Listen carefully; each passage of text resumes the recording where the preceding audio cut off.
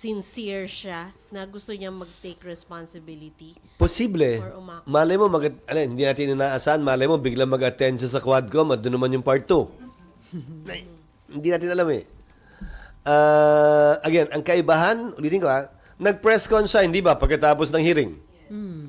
Pero ang pagkakaiba nga ng speech at press con sa nangyari kahapon, lahat ng sinabi niya kahapon ay pinanumpaan niya na totoo at pawang katotohanan lamang ayon sa kanyang personal na karanasan.